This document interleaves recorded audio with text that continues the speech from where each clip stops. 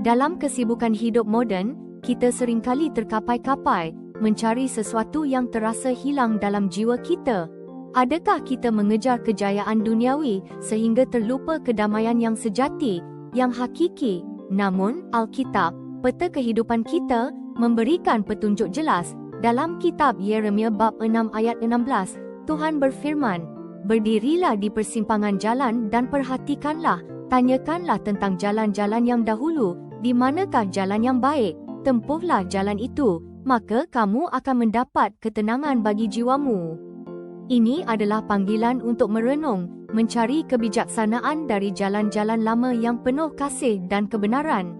Jalan kuno ini bukan sekadar sejarah, ia adalah jalan kasih abadi, kebenaran tak berganjak, dan kedamaian sejati. Marilah kita dengan hati terbuka, bersama-sama menapak di jalan yang baik ini.